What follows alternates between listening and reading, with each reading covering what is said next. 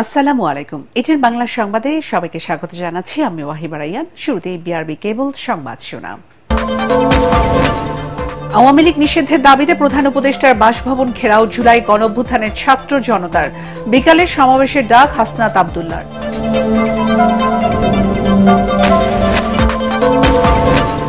আওয়ামী লীগ নিষিদ্ধের সিদ্ধান্ত সরকার ও দেশের জনগণের মন্তব্য মঈন খানের। স্থিতিশীল পরিবেশ নিশ্চিতে দ্রুত জাতীয় নির্বাচনের তাগিদ বিএনপির। নারায়ণগঞ্জ সিটি কর্পোরেশনের সাবেক মেয়র ডাক্তার সেলিনা হায়াত আইভিকে কারাগারে পাঠালো আদালত। গ্রেফতার ঠেকাতে সড়ক অবরোধ এলাকাবাসীর, পুলিশের গাড়িবহরে হামলা।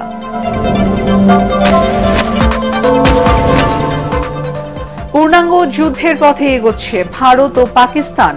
জম্মু, পাঠানকোট, উধমপুর, জয়সলমেরে আক্রমণ ইসলামাবাদের। করাচি, লাহোর, রাওয়ালপিন্ডি, শিয়ালকোটে হামলা নয়াদিল্লির। এবং রোহিঙ্গাদের ফেরাতে মিয়ানমারের তালিকা চাওয়া কূটনৈতিক চাল, অভিমত বিশ্লেষকদের। রাখাইনের সাম্প্রতিক পরিস্থিতিতে প্রত্যাবাসনের কোনো সম্ভাবনাই নেই। শুনছিলেন বিআরবি কেবল সংবাদ শিরোনাম, এখন বিস্তারিত। আওয়ামী লীগ নিষিদ্ধের দাবিতে বৃহস্পতিবার রাত থেকে প্রধান উপদেষ্টা বাসভবন যমুনার সামনে বিক্ষোভ করছেন জুলাই আন্দোলনের ছাত্র জনতা। দাবি আদায় না হওয়া পর্যন্ত রাজপথে অবস্থানের ঘোষণা দেন তারা। বিক্ষোভে যোগ দিয়ে বিকেলে গণসমাবেশের ডাক দেন এনসিপি নেতা হাসনাত আব্দুল্লাহ। আরও জানাচ্ছেন মুশফিকুর রহমান।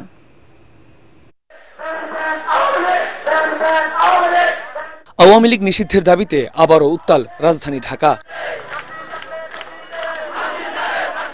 সাবেক রাষ্ট্রপতি আব্দুল হামিদের দেশত্যাগের ঘটনার পর জোরালোভাবে এই দাবি তোলেন জুলাই গণ অভ্যুত্থানে সক্রিয় সংগঠনগুলো। আওয়ামী লীগের অঙ্গ সংগঠন, আওয়ামী লীগের সাথে যারা জড়িত আছে তাদেরকে বাংলাদেশ থেকে ব্যান করতে হবে, নিষিদ্ধ করতে হবে। আগামী রবিবারের ভিতরে আইনি প্রক্রিয়ার মাধ্যমে তাদেরকে নিষিদ্ধ ঘোষণা করতে হবে। আওয়ামী লীগ ও এর অঙ্গ সংগঠনগুলো নিষিদ্ধের দাবিতে বৃহস্পতিবার গভীর রাত থেকে প্রধান উপদেষ্টা ডক্টর মোহাম্মদ ইউনূসের বাসভবন যমুনার সামনে অবস্থান নেয় ছাত্র জনতা। নিরাপত্তা জোরদারে মোতায়েন করা হয় অতিরিক্ত আইন শৃঙ্খলা রক্ষাকারী বাহিনী। রাত 1:45টায় পুলিশের ব্যারিকেড ভেঙে অবস্থান কর্মসূচিতে যোগ দেন এনসিপি ও বৈষম্য বিরোধী ছাত্র আন্দোলনের নেতাকর্মীরা।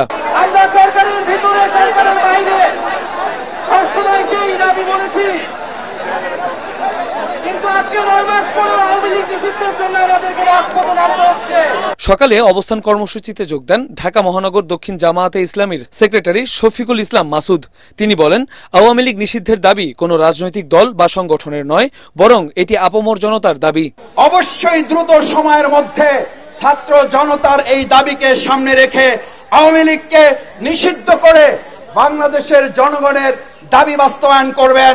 মাঝখানে যুবলীগ, স্বেচ্ছাসেবক লীগ আর এই সমস্ত ডালপালা ক্যাটার ষড়যন্ত্র করে আমাদের এই ছাত্র জনতাকে আর ঘরে ফিরিয়ে দিতে পারবেন না। বিক্ষোভ কর্মসূচিতে অংশ নিয়ে এনসিপির দক্ষিণাঞ্চলের মুখ্য সংগঠক হাসনাত আব্দুল্লাহ বলেন, অন্তর্বর্তী সরকারের প্রথম এবং প্রধান সংস্কার হলো আওয়ামী লীগকে নিষিদ্ধ করা। এই বিচারের কালেক্ষেপণের মধ্য দিয়ে আমরা সন্দেহ করছি অন্তর্বর্তীকালীন সরকার আওয়ামী লীগকে পুনর্গঠিত হওয়ার সুযোগ দিচ্ছে। বিক্ষোভ কর্মসূচির অংশ হিসেবে বাদ জুমা মিন্টো রোডের গোল চত্বরে গণসমাবেশের ডাক দেন হাসনাত আব্দুল্লাহ। মুশফিকুর রহমান, এটিএন বাংলা, ঢাকা। দর্শক, এই মুহূর্তে প্রধান উপদেষ্টার বাসভবনের সামনে রয়েছেন সহকর্মী মুশফিকুর রহমান। আমরা সরাসরি কথা বলবো তার সাথে। মুশফিক, আন্দোলনকারীরা কি বলছেন এবং ওনাদের যে ভবিষ্যতে দাবি আদায়ের ক্ষেত্রে আর কি কি পরিকল্পনা বা ঘোষণা আসতে পারে, যে আমাদেরকে বিস্তারিত জানাবেন।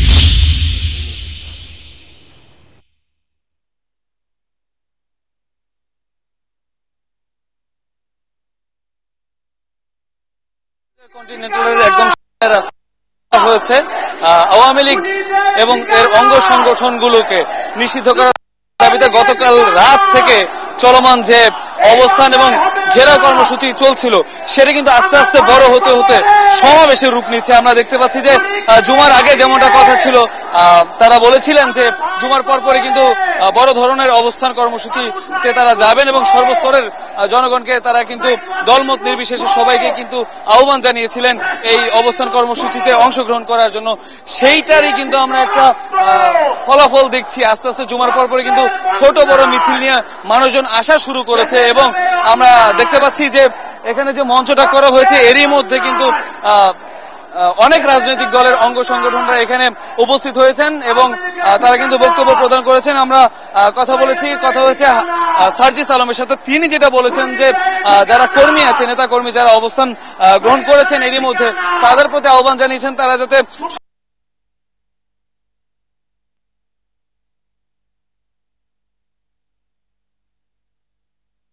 যতদিন পর্যন্ত আওয়ামী লীগ এবং অঙ্গ সংগঠন নিষিদ্ধ না হচ্ছেন যে সেটা করতে হবে বলে সবাইকে মানসিক প্রস্তুতি নেওয়ার জন্য বলেছেন। এছাড়া স্লোগানে আওয়ামী লীগকে নিষিদ্ধ করার বিভিন্ন স্লোগানে কিন্তু প্রকম্পিত এই এলাকা রয়েছে। এছাড়া যে আন্দোলনকারী যারা আছেন মেডিকেল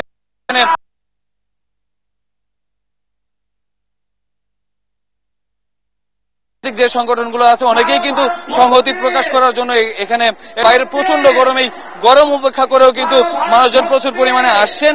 এখনো আমরা পাচ্ছি যে বেশ কিছু মিছিল কিন্তু এইদিকে এগিয়ে আসেন। আমি একটু কথা বলে দিতে চাই যে যমুনার সামনে যে আন্দোলনটা চলছিল গতকাল রাত থেকে, সেটা কিন্তু এবার শেরাটনের সাবেক যে শেরাটন বর্তমানে ইন্টারকন্টিনেন্টাল হোটেল সেই রাস্তায় চলে এসেছে এবং এখানে আসার সময় কিন্তু জুমার নামাজে যাওয়ার সময় কিন্তু পুলিশের সাথে কিছুটা ধস্তাধস্তি হয়েছিল আন্দোলনকারীদের। তার পরবর্তীতে আইন শৃঙ্খলা রক্ষাকারী বাহিনী আরো সতর্ক অবস্থানে চলে যান এবং অত্র এলাকাটা কিন্তু নিরাপদ বেষ্টনী দিয়ে ঘিরে ফেলা হচ্ছে। বেশিরভাগ রাস্তায় কিন্তু এই এলাকার বন্ধ, মেন রাস্তাটা বাদে। এবং আস্তে আস্তে নেতাকর্মীরা আরো জড়ো হয়ে এই সমাবেশকে মহাসমাবেশে আস্তে আস্তে রূপ দিবেন বলে ধারণা এই আন্দোলনকারীদের। ওয়াহিবা, এই ছিল এখনকার মতো আমার কাছে সর্বশেষ। মুশফিক, আপনাকে ধন্যবাদ। দর্শক, কথা বলছিলাম সহকর্মী মুশফিকুর রহমানের সাথে। চলে যাচ্ছি পরবর্তী সংবাদে। আওয়ামী লীগ নিষিদ্ধ করার বিষয়ে অন্তর্বর্তী সরকার ও দেশের জনগণ সিদ্ধান্ত নেবে বলে মন্তব্য করেছেন বিএনপির স্থায়ী কমিটির সদস্য ডক্টর আব্দুল মঈন খান। যুক্তরাষ্ট্রে দ্য কার্টার সেন্টারের একটি প্রতিনিধি দলের সাথে বিএনপি মহাসচিব মির্জা ফখরুল ইসলাম আলমগীরের নেতৃত্বে প্রতিনিধি দলের বৈঠক শেষে তিনি একথা বলেন। চেয়ারপারসনের গুলশান কার্যালয়ে বৈঠকে কার্টার সেন্টারের 6 সদস্যের প্রতিনিধি দলের নেতৃত্ব দেন জোনাথন স্টোন স্ট্রিট। প্রতিনিধি দলটি বাংলাদেশের আগামী জাতীয় নির্বাচন বিষয়ে সার্বিক পরিস্থিতি পর্যবেক্ষণ করতে এসেছে। আওয়ামী লীগ নিষিদ্ধ হবে কি না হবে সেটা তো বিএনপির বক্তব্যের বিষয় নয়। একটা নির্বাচন কমিশন সিদ্ধান্ত নিতে পারে, সরকার সিদ্ধান্ত নিতে পারে। আমরা বিএনপি হিসাবে তো আমরা এই সিদ্ধান্ত নেওয়ার মালিক নয়। আমাদের মহাসচিব তো ইতিমধ্যে বলেছেন যে জনগণের সিদ্ধান্তর বিষয় এটি। তো 9 মাস চলে গেছে। একজন আওয়ামী লীগারকে আজকে পর্যন্ত দেখাতে পারবেন যে যারা বলেছে যে তারা দীর্ঘ 15 বছর ধরে এই মানুষের উপরে জুলুম করেছে, ফ্যাসিস্ট কায়দায় এদেশকে তছনছ করে দিয়েছে, লুটপাট করে নিয়েছে, তারা ভুল করেছে, তারা ক্ষমা স্বীকার করছে বাংলাদেশের মানুষের কাছে, তারা আজকে জনগণের মতামত নিয়ে নির্বাচন করছে। আওয়ামী লীগের একটি লোকও কি তা বলেছে? বলেনি। সিদ্ধিরগঞ্জের হত্যা মামলায় গ্রেফতার দেখিয়ে নারায়ণগঞ্জ সিটি কর্পোরেশনের সাবেক মেয়র ডাক্তার সেলিনা হায়াত আইভিকে কারাগারে পাঠিয়েছে আদালত। নারায়ণগঞ্জ সিনিয়র জুডিশিয়াল ম্যাজিস্ট্রেট আদালত এই আদেশ দেন। এর আগে বৈষম্যবিরোধী ছাত্র আন্দোলনের সময় হত্যা সহ একাধিক মামলায় তাকে গ্রেফতার করে পুলিশ। এ সময় পুলিশের সাথে আইভি সমর্থকদের ব্যাপক সংঘর্ষের ঘটনা ঘটে। নারায়ণগঞ্জ প্রতিনিধি আব্দুল সালামের তথ্য ও ছবিতে বিস্তারিত জানাচ্ছেন ফারহিন ইসলাম টুম্পা। নারায়ণগঞ্জের সিদ্ধিরগঞ্জ থানায় মিনারুল হত্যা মামলায় গ্রেপ্তার দেখিয়ে নারায়ণগঞ্জ সিটি কর্পোরেশনের সাবেক মেয়র ও জেলা আওয়ামী লীগের সাবেক সিনিয়র সহ সভাপতি ডাক্তার সেলিনা হায়াত আইভিকে কারাগারে পাঠিয়েছেন আদালত। সকালে Narayanganj senior judicial magistrate Mohammad Moinuddin কাদিরের আদালত শুনানি শেষে এই আদেশ দেন। সিদ্ধিরগঞ্জ থানার বৈষম্যবিরোধী মামলা নম্বর 3924, এটা মিনারুল হত্যা মামলার সাথে বিস্ফোরক আইন আছে। এই মামলায় নারায়ণগঞ্জের সিটি কর্পোরেশন সাবেক মেয়র সেলিনা হায়াত আইভিকে গ্রেপ্তার করছে। এর আগে আইভিকে গ্রেপ্তারের জন্য রাত থেকে তার বাড়ি ঘিরে রাখে পুলিশ। রাতভর নানা নাটকীয়তা শেষে সকাল 6:45টার দিকে নগরীর দেওভোগ এলাকার চুনকাকুটির থেকে গ্রেপ্তার করা হয় তাকে। গ্রেপ্তারের খবর ছড়িয়ে পড়লে বাড়ির চারপাশ ঘিরে বিক্ষোভ শুরু করে হাজারো এলাকাবাসী। আইভিকে গ্রেপ্তার করে নিয়ে যাওয়ার সময় কালীর বাজারে পুলিশের গাড়ি বহরে হামলা চালায় দুর্বৃত্তরা। গ্রেপ্তারের সময় আইভি দাবি করেন রাজনৈতিক জীবনের ২১ বছরে কোনো দল কিংবা ব্যক্তিকে আঘাত করার মতো কিছু করেননি তিনি। আমি ঠিক জানি না কেন আমাকে নিয়ে যাওয়া হচ্ছে, যেহেতু আমার এখানে প্রশাসন এসেছে এবং ওনারা বলেছে যে আমার বিরুদ্ধে ওয়ারেন্ট ইস্যু করা হয়েছে, যদিও তারা আমাকে ওয়ারেন্ট ইস্যুটা দেখাতে পারে নাই, কিন্তু আমি আইনের প্রতি শ্রদ্ধাশীল হয়ে আমি তাদের সাথে যাচ্ছি। আগামী ২৬শে মে পরবর্তী শুনানির দিন ধার্য করেছেন আদালত। Bureau report, ATN Bangla. মধ্যরাতে ভারত ও পাকিস্তানের মধ্যে পাল্টাপাল্টি হামলার ঘটনা ঘটেছে। একে অপরের বিরুদ্ধে ড্রোন ও ক্ষেপণাস্ত্র হামলার অভিযোগ এনেছে ইসলামাবাদ ও নয়াদিল্লি। রাতেই একাধিক বিস্ফোরণের ঘটনা ঘটেছে ভারত নিয়ন্ত্রিত কাশ্মীরে। হামলার জেরে সীমান্ত এলাকায় ব্ল্যাকআউটের নির্দেশ দিয়েছে নয়াদিল্লি। ভারতীয় সেনাবাহিনী বলছে পাকিস্তানের ড্রোন হামলায় এসব বিস্ফোরণ ঘটেছে। এদিকে এই হামলার কথা অস্বীকার করেছে পাকিস্তান। অন্যদিকে পাল্টা হামলা চালিয়েছে ভারত। ক্ষেপণাস্ত্র হামলায় কেঁপে উঠেছে করাচি, লাহোর, রাওয়ালপিন্ডি, ইসলামাবাদ। এদিকে নিরাপত্তা বিবেচনায় আইপিএল এর সব ম্যাচ স্থগিত করেছে বিসিসিআই। বিস্তারিত জানাচ্ছেন আসিফুর রহমান সাগর। যুদ্ধ পরিস্থিতি নাকি পূর্ণাঙ্গ যুদ্ধের সূচনা? ভারত পাকিস্তানের লাগাতার পাল্টাপাল্টি হামলা যেন যুদ্ধ পরিস্থিতির মাত্রা পেরিয়ে এখন পুরোপুরি যুদ্ধের দ্বার প্রান্তে। বৃহস্পতিবার রাতে সাইরেন বাজার পাশাপাশি জম্মুর আকাশে ক্ষেপণাস্ত্রের লাল শিখা দেখা গেছে। ভারতীয় কর্মকর্তারা বলছেন ভারত শাসিত কাশ্মীরের গুরুত্বপূর্ণ শহর জম্মু, পাঠানকোট, উধমপুর, জয়সালমীরে আক্রমণ চালিয়েছে পাকিস্তান। ভারত শাসিত কাশ্মীরের উধমপুর এবং পাঞ্জাবের পাঠানকোটের ৩টি সামরিক স্থাপনায় পাকিস্তান ক্ষেপণাস্ত্র আর ড্রোন হামলা চালিয়েছে বলে দাবি করেছে ভারতের সেনাবাহিনী। ভারতীয় সংবাদ মাধ্যম এএনআই জানিয়েছে বৃহস্পতিবার মধ্যরাতে হামলার ফলে জম্মু শহর সহ আখনুর ও কিশতওয়ার জেলায় জরুরি অবস্থা জারি করা হয় ও পুরো এলাকায় ব্ল্যাকআউট কার্যকর করা হয়। এছাড়া ব্ল্যাকআউট জারি করা হয়েছে চণ্ডীগড়, মোহালি এবং ভুজেতেও। अपनी दुकानों की, अपने घरों की, अपनी गाड़ियों की लाइटें बंद कर दे और अपने अपने घर पे चले जाए। এদিকে পাকিস্তানের হামলায় কোনো ধরনের ক্ষয়ক্ষতি হয়নি এবং বেশিরভাগ হামলাই আকাশে প্রতিহত করা হয়েছে বলে দাবি করেছে ভারতীয় সেনাবাহিনী। তবে ভারতে হামলার অভিযোগ নাকচ করে দিয়েছেন পাকিস্তানি প্রতিরক্ষা মন্ত্রী খাজা মোহাম্মদ আসিফ।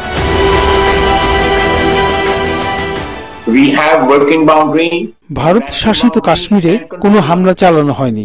এসব ঘটনার দায় পাকিস্তানের নয়।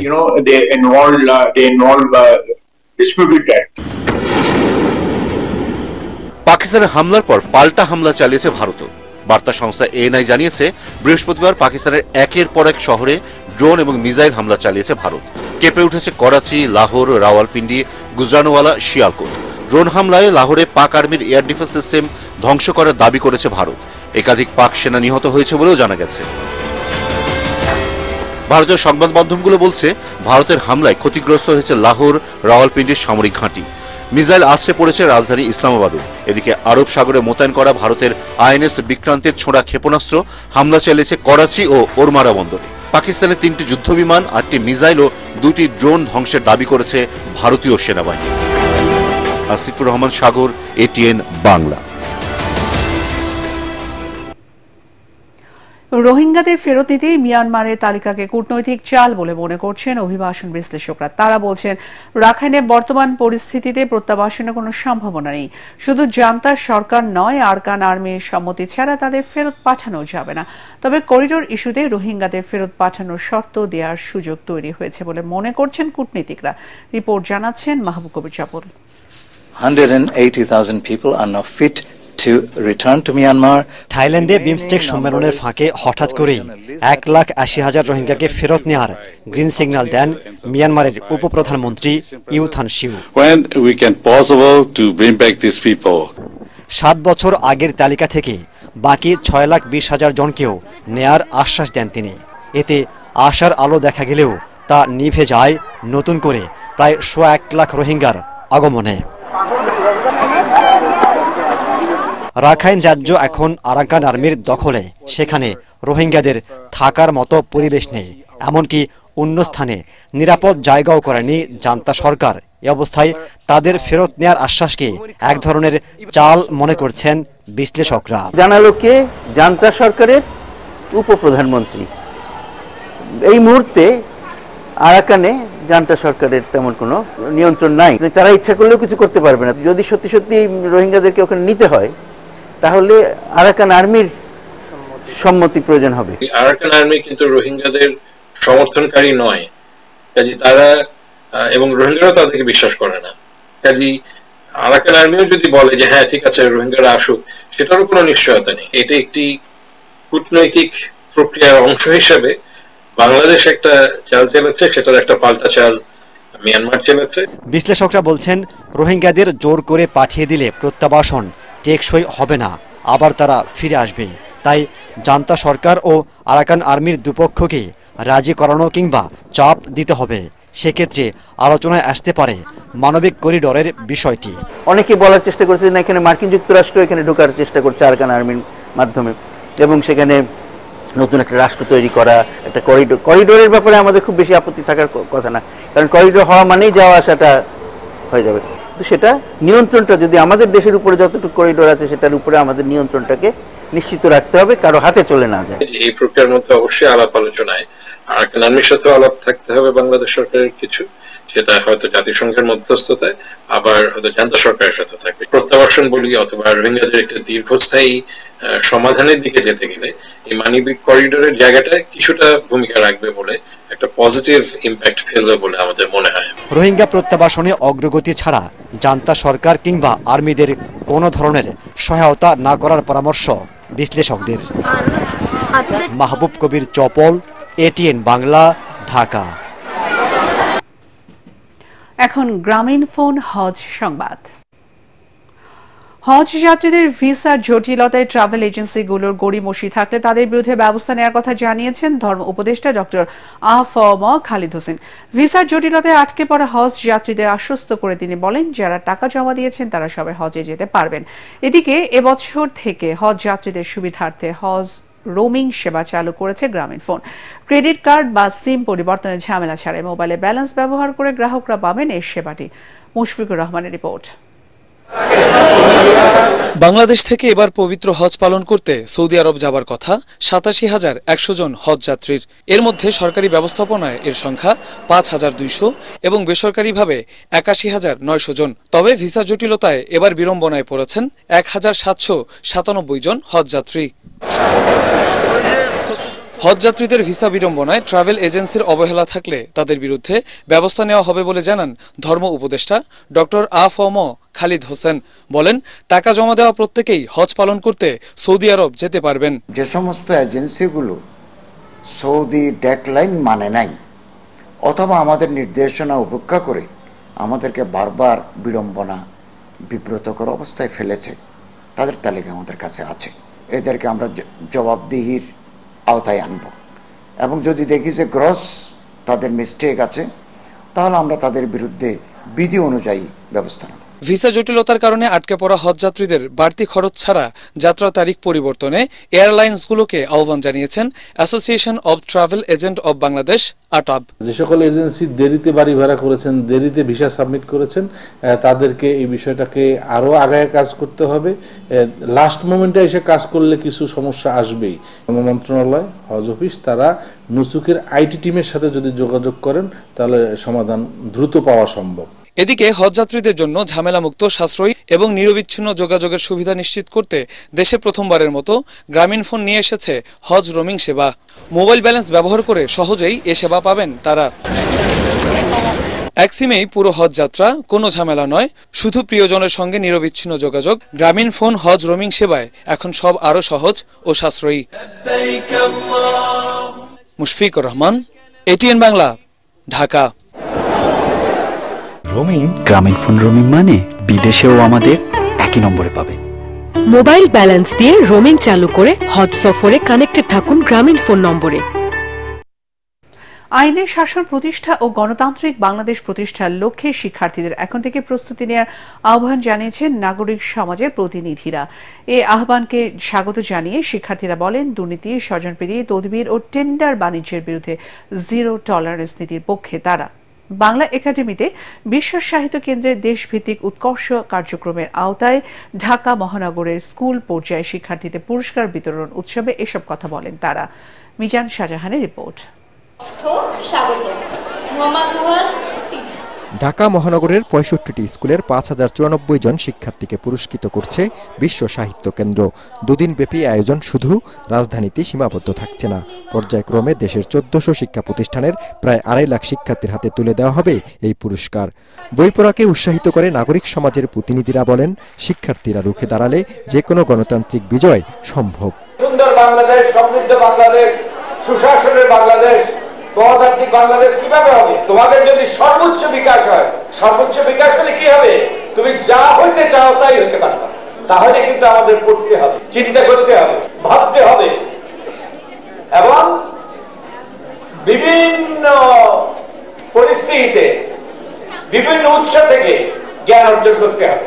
শিক্ষার্থীরা বলেন, শুধু পরীক্ষায় পাশ করার জন্য পড়া নয়, সচেতন ও মানবিক মানুষ হয়ে ওঠার জন্য দরকার সব বিষয়ে পাঠের অভ্যাস। আগেকার দিনে আমাদের দাদু বা নানাদের বিয়ে 12 বা 13 বছরের মধ্যে হতো, কিন্তু এখনকার আমাদের বিয়ে 18 বছরের পরেই হয়। ভালো এবং খারাপের মধ্যে পার্থক্য খুঁজে পাওয়ার একটি যোগ্যতা সৃষ্টি করে এবং আমি এজন্যই মূলত বই পড়ে থাকি। অনেক বই আসলে আমরা পড়ে আমাদের মধ্যে এমনভাবে কিছু ডিফারেন্স তৈরি করে যেগুলো আসলে আমাদের জীবনের জন্য অত্যন্ত কার্যকরী। আমাদের সবার উচিত কাগজে প্রিন্ট করা বই পড়া, এটা আমাদের মেমোরিতে সবসময় থাকে, আমাদের স্মৃতি থেকে এটি উঠে যায় না। শিক্ষার্থীরা বলেন, বইয়ের সংখ্যা বাড়লেও নতুন মানসম্পন্ন বই কম, তাই বাংলা সাহিত্যের পাশাপাশি বিশ্ব সাহিত্যের দিকে আগ্রহ তাদের। মিজান শাহজাহান, এটিএন বাংলা, ঢাকা। এখন আল রাফা ইসলামী ব্যাংক অর্থ সংবাদ।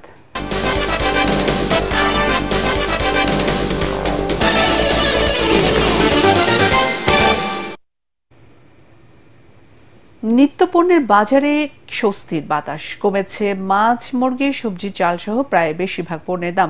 এতে স্বস্তি ফিরেছে জনমনে। সরবরাহ বাড়ায় দাম কমেছে বলে জানিয়েছে বিক্রেতারা। অন্যদিকে বাজার নিয়ন্ত্রণে সরকারকে কঠোর তদারকির তাগিদ ক্রেতাদের। রিপোর্ট করছেন ঐশী গোস্বামী প্রমা। অবশেষে স্বস্তি ফিরেছে নিত্যপণ্যের বাজারে। বেশিরভাগ নিত্যপণ্যের দাম কমায় খুশি ক্রেতারা। পটল, আলু, করলা, লাউ, ঢেঁড়স, টমেটো পাওয়া যাচ্ছে 30 থেকে 35 টাকার মধ্যে। এছাড়া বেশিরভাগ সবজি মিলছে 50 টাকার মধ্যে। কেজিতে 20 থেকে 30 টাকা কমেছে মুরগির দামও। দাম কমায় 2 হাত ভরে বাজার করতে দেখা গেছে ক্রেতাদের। প্রত্যেকটা জিনিসের দাম কম, যদি এইরকম থাকে আমাদের দেশের মানুষের আর কষ্ট হবে না। এইটা কমছে, আরেকটা দিক দিয়ে বেড়ে যাচ্ছে। একটু কম হলে আরো ভালো হতো আর কি, আমাদের জন্য সন্তুষ্ট আছে, মানে যে বাজার আছে আলহামদুলিল্লাহ এটা ভালো। বিক্রেতারা বলছেন, বাজারে সরবরাহ বেশি থাকায় দাম কমেছে বেশিরভাগ পণ্যের। কমেছে চাল ও মাছের দামও। বর্তমানে আপনার শীতকালীন সবজি শেষ, মানে গরমের সবজিরা মানে মোটামুটি আমদানি হয়েছে। আমদানি হওয়ার কারণে মানে আপনার সবজির দামটা তুলনামূলক অনেক কম। পাঙ্গাস 180, তেলাপিয়া 200, রুই মাছ 350, 320। গত সপ্তাহ থেকে এই সপ্তাহ 20-30 টাকা কম। আর বলার মুরগি গত সপ্তাহ বেশি 80 টাকা, এই সপ্তাহ বেশি 140, 60 থেকে 70 টাকা। সব চালের দামে আগের থেকে অনেক তুলনামূলক অনেক কম। বাজারের এই অবস্থা ধরে রাখতে সরকারকে আরো তৎপর হওয়ার তাগিদ দেন ক্রেতারা। ঐশী গোস্বামী প্রমা, এটিএন বাংলা, ঢাকা।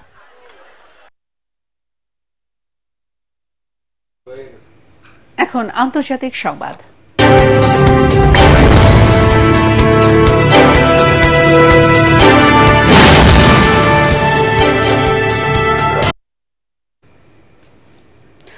ভারত পাকিস্তানের মধ্যকার চলমান সংঘাত যুক্তরাষ্ট্রের কোনো বিষয় নয় বলে জানিয়েছেন মার্কিন vice president JD Vance. Fox নিউজকে দেওয়া এক সাক্ষাৎকারে তিনি একথা বলেন। দুই দেশের উত্তেজনা কমাতে যুক্তরাষ্ট্র কিছুটা সাহায্য করতে পারে, এর বেশি কিছু করা সম্ভব নয় বলেও জানান তিনি। যুক্তরাষ্ট্রের স্বার্থের সাথে সম্পর্কিত নয় এমন কোনো যুদ্ধে তারা জড়াবে না বলেও জানান ভ্যান্স। দক্ষিণ এশিয়ার পারমাণবিক অস্ত্রধারী দুই দেশের এই যুদ্ধে যুক্তরাষ্ট্র সরাসরি কোনো ভূমিকায় যাচ্ছে না, তবে পরিস্থিতি পর্যবেক্ষণ করছে। এর আগে স্থানীয় সময় বুধবার ভারত ও পাকিস্তানের মধ্যে সংঘাত শুরুর দিন তা বন্ধের আহ্বান জানিয়েছিলেন যুক্তরাষ্ট্রের প্রেসিডেন্ট ডোনাল্ড ট্রাম্প। বাংলাদেশ চলচ্চিত্র পরিচালক সমিতি নির্বাচনে ভোট গ্রহণ চলছে। রাজধানীর সেগুনবাগিচায় ঢাকা রিপোর্টার্স ইউনিটি DRU-তে উৎসব মুখর পরিবেশে পরিচালকদের ভোটের লড়াই হচ্ছে। সব জটিলতা পেরিয়ে এবার নির্বাচনে মাঠে নেমেছে দুটি প্যানেল। বর্তমান মহাসচিব শাহিন সুমন এবার সভাপতি পদে প্রতিদ্বন্দ্বিতা করছেন, তার সঙ্গে মহাসচিব পদে লড়ছেন শাহিন কবির টুটুল। অন্য প্যানেলে সভাপতি পদে লড়ছেন মুশফিকুর রহমান গুলজার এবং মহাসচিব পদে শাফিউদ্দিন শাফি। বহুদিন পরে চলচ্চিত্র পরিচালক সমিতির নির্বাচন অনুষ্ঠিত হলো। এটা আমি বলবো চলচ্চিত্রের জন্য একটা সুবাতাস। 40 বছর একটা ঐতিহ্যবাহী সংগঠন, তাহলে হুট করে তো অনেক কিছু চেঞ্জ করা যায় না, যার ফলে পরিচালক সমিতির ঐতিহ্য ধরে রাখার জন্য অরাজনৈতিকভাবে নির্বাচনটা হচ্ছে, কিন্তু কিছু কিছু মানুষের দাবির কারণে বারবার পিছিয়ে যাচ্ছিল। ফাইনালি আজকে নির্বাচনটা হয়ে যাচ্ছে আর কি ইনশাআল্লাহ। চলচ্চিত্র পরিচালক সমিতির নির্বাচনে কেউ কারো প্রতিদ্বন্দ্বী না, আমরা সবাই একই সহাবস্থানে বিশ্বাস করি, ভালোবাসা এবং শ্রদ্ধা বিশ্বাস করি। নতুন পরিচালক হিসেবে মনে করি যে যাদেরই আমরা ভোট দিতে যাচ্ছি বা নাম দেখছি, এরা বাংলাদেশের স্বনামধন্য সব বিখ্যাত পরিচালক। এখন খেলার খবর।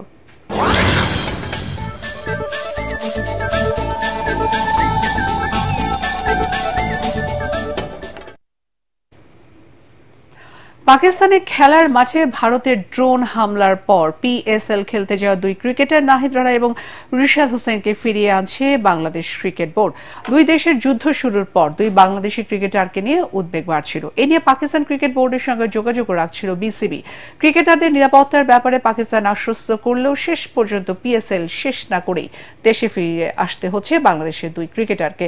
ড্রোন হামলার পর পিএসএল এ খেলতে যাওয়া সব বিদেশি ক্রিকেটারের মধ্যে আতঙ্ক ছড়িয়ে পড়ে। শেষ পর্যন্ত পাকিস্তান থেকে সংযুক্ত আরব আমিরাতে এই টুর্নামেন্ট সরিয়ে নেওয়ার ঘোষণা দিয়েছিল পিসিবি।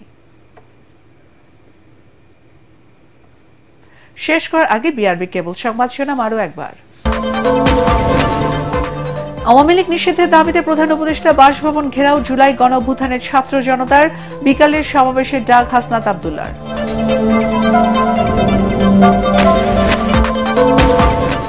আওয়ামী লীগ নিষিদ্ধের সিদ্ধান্ত সরকার ও দেশের জনগণের, মন্তব্য মঈন খানের। স্থিতিশীল পরিবেশ নিশ্চিতে দ্রুত জাতীয় নির্বাচনের তাগিদ বিএনপির।